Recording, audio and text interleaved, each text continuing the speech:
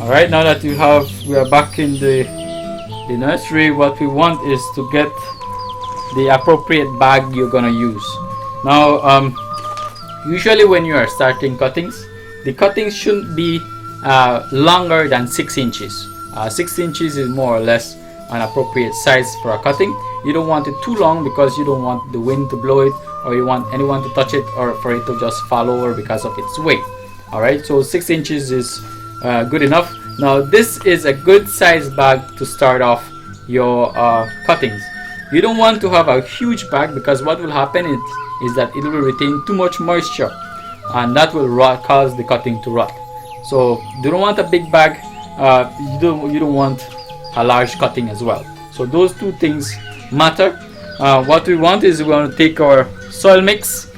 We inspect the bag. We notice that the bag has no holes on it, no drainage.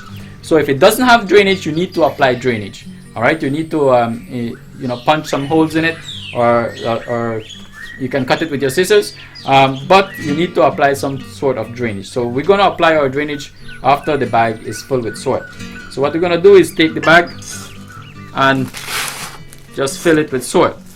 Now, I know when people usually, when they are filling a bag, they will just fill it and stuff in the cutting inside the plant, and that's it. No, what you want to do is make sure the bag is full properly. You want to have at least half an inch to an inch of the soil fill up, to half an inch to an inch from the top. So you want to pound the bag, or tap the bag on the table or a counter, so that all the air pockets around it, or all the wrinkles, settle in. All the air needs to come out. You want to fill more. The more you tap it, you will see that the soil settles, and it will fall. It will go down a little. So here you see around it there's no wrinkles. You also see that it's about half an inch from the top, so that's perfect. You don't fill it anymore, because whenever you pour the water is going to drain on the sides, and it's not going to go through. And if you do it too low, what will happen is the bag can fold, and when the bag folds, your cutting will not be able to get water, especially the rainwater. So you want to avoid those two things when doing this. Now, the moment you fill your bag, what you want to do is immediately after apply water. All right. So I get my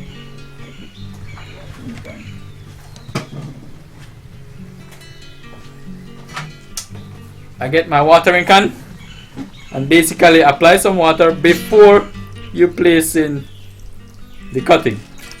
So allow it to soak in. You're gonna do your drainage. You're gonna apply your drainage. So you take I take a screw and basically punch in some holes on the bag all around. You can do on the bottom as well. Just make sure you punch in enough holes. There are some plants, like the broadleaf plants, don't really love the water, so you don't want to punch in too much holes on those, depending on the type of plant you're doing. So this one, we have enough holes. You want to apply water so that it's really wet.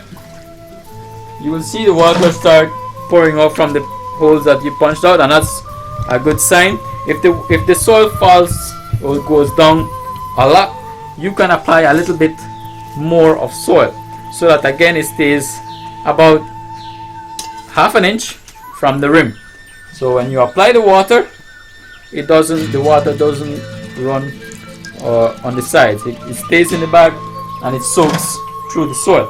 So you can see the water coming out from the bag due to the drainage that I inserted. So once you have your bag with soil already moist, what you want to do next is prepare the cutting. You notice I haven't removed the cuttings from the water. Keep them in water as long as possible. So now, how do you prepare your cutting? Basically what you want is have at least one node in the soil. So in this case, what we're going to do is have at least one node in the soil. Now a lot of people just do this, just insert it in and sometimes don't even cut the top, and that will be a cutting. This is not correct. All right, you want at least the node. If you notice the node is right above the soil, you want it in the soil. That's where most of the root growth is going to happen. So you want it to happen inside the soil. If I leave it out like this, some plants that the stem is very tender, some herbs will grow like that, but the woody plants will not. All right, so you want some type of node inside. So how to prepare it or how to cut it to the node? Basically, you cut about half an inch below the node. Usually do it at an angle so that you know which way is down. If you're going to cut the top, sometimes you get confused and you might plant the cutting upside it down. So you want to cut it slant at the bottom so that you know which way is downwards. You're going to remove the leaves that are anything that's going to go in the soil will not have leaves like this. All right, so now about 6 inches is about up to here. So what I want to do is basically remove the top like that, and what I also want to do is remove some of the leaf surface. Why do I want to remove some of the leaf surface? Is because the plant loses water through the leaves. You don't want the cutting to dry out. All right, so you have to remove some of the leaf surface. Also the young growths, young shoots, you want to remove it as well. All right, and you're going to cut the leaves in halves like this. All right, and this would be an more or less proper cutting. Now inserting it in the bag is another procedure. You just don't stick it in the soil. What happens is sometimes when you do that, you destroy the cambium area, and then the plant starts, or you injure the cutting, and then the cutting starts to rot. What you want to do is you take a nail or your finger or a piece of stick like this, you make a hole first, and then you insert the cutting. All right, what you do is just pinch it to the ends like this. Do not top it in all around like this. This compacts the soil in your bag. You don't want to compact the soil in your bag, so you just pinch it in, and that's okay. All right, now what we want to do, this plant that I'm doing is actually a shrub, which means that it should be bushy. So what I want to do is, in one bag I want to put 3 cuttings. If you're doing palms or if you're doing fruit trees, you don't put more than 1. All right, and because those are solitary plants, 1 stem. All right, but these shrubs I usually have 3 to 5 stems coming from the bottom. So to have 3 already in a bag, that's perfectly normal. All right, so I'm gonna go ahead and prepare 2 more. Again, cut it at an angle, cut off the leaves to the bottom. Gonna cut off the top, cut the leaves in halves, and that's another cutting right there. Gonna do not plant it so that they're touching each other at the base. Give them at least half an inch apart, and you can put it there. And we can do another one.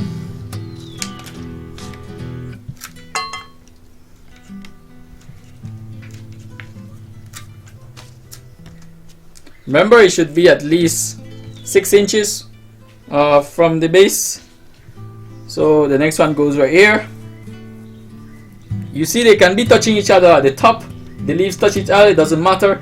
Is if the stem touches each other, then it's easier for them to rot. I have now prepared cuttings from the salvia. All right, again, once you have inserted the cuttings, what you go and do is go ahead and water it in again. The cuttings, you can water it as much when it's just planted.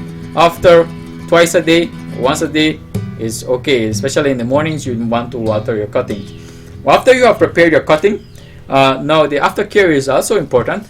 You don't want to go ahead and stick your cutting out in the sun. All right, at least for 2 weeks or 3 weeks, the cutting will stay without showing no signs. Probably the leaves are gonna fall off, and that's okay. If the stem gets brown or yellow, then it means that your cutting is gonna die off. All right, what you want to do is for this entire 2 or 3 weeks, keep it under shade. All right, under a tree is normal, or if you have a shed with cocoon leaves, that's perfect as well. Just away from the midday sun, especially the evening sun is pretty bad for cuttings.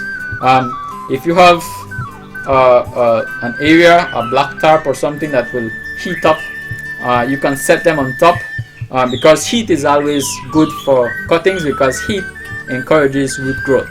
So you want the bottom to remain warm, but you don't want it to stick the entire cutting out in the sun, because then you're going to dry up the top. All right, so if you put these on a tarp or under shade, that will be perfect. All right, so this is basically the procedure that we do and how to go about preparing cuttings. And this procedure you can do to almost any plant, as long as it has a woody stem and it's dicotyledon, you can propagate it this way. Now the other procedure I'm going to do is leaf cuttings.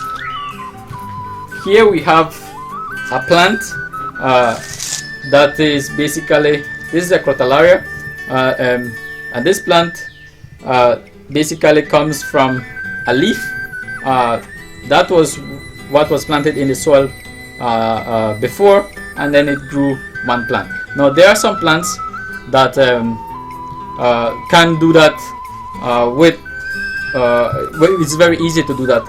Basically plants that have very thick leaves, you can do that with those type of plants. I said this is a crotalaria, I'm sorry, this is a peperomia.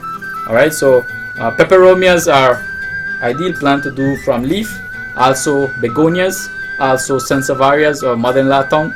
Those are plants that are very easy to do from leaf because they are so thick.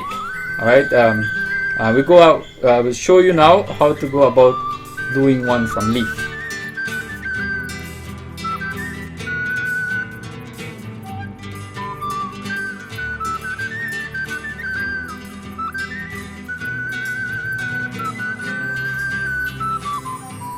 Here we have a sansevieria or mother-in-law tongue, and here we have a peperomia. These two will be propagating via leaves.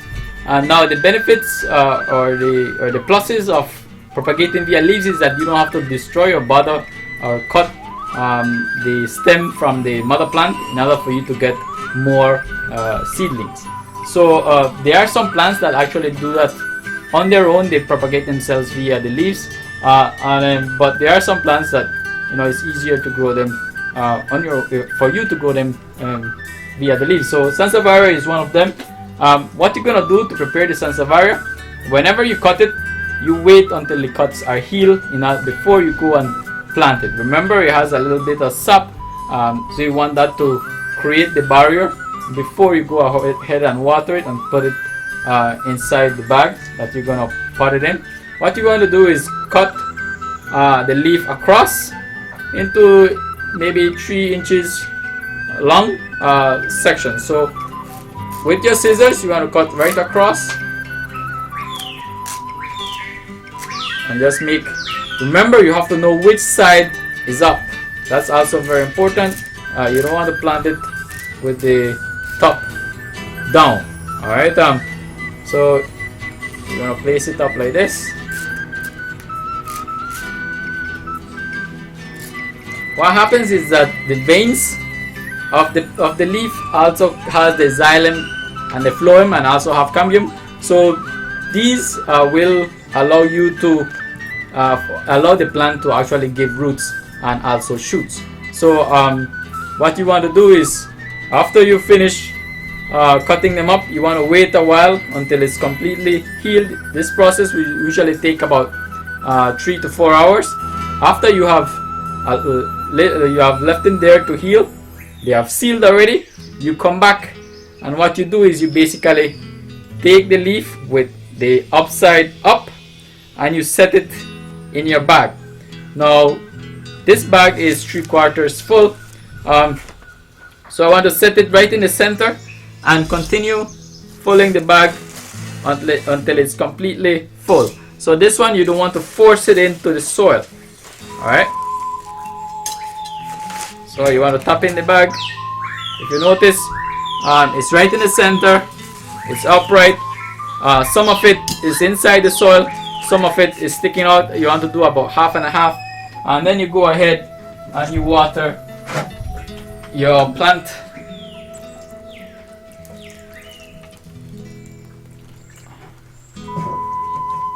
Alright, and that's it. That's basically how you propagate via leaves. This is a Sansevieria, same plant, and you can see the leaf that it was propagated from. This is what I planted before, and this is what I have now. So this came just from one piece of the leaf, and the same thing is going to happen to this one. Alright, it will come from one piece of the leaf. Now we have the peperomia. And the peperomia is, again, for me, very easy to do. What you want to do is take your bag, fill it up, again about 3/4 full.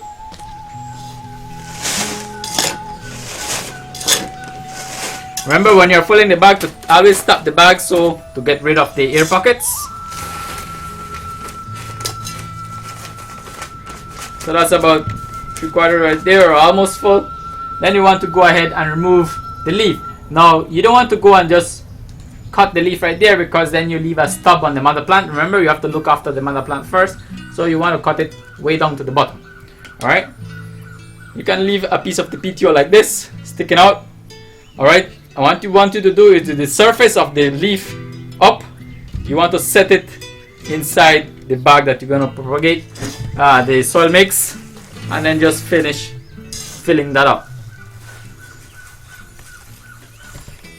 Alright, you want to remove all soil from the top surface of the leaf.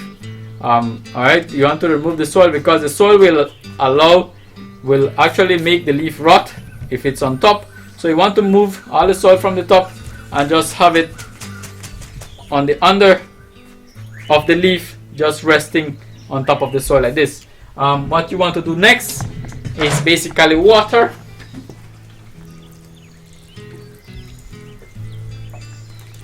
And there you go. You have already propagated the plant from the leaf. You want to leave the plants again in the shade area until you start to see some type of growth.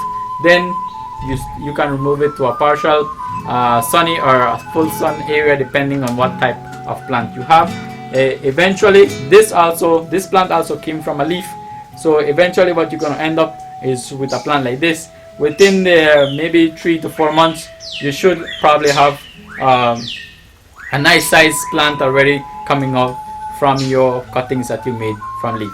So this is a good alternative way to propagate plants without damaging the stem of the plant, or without having to divide the plant at all. Alright, so begonias is another easy plant.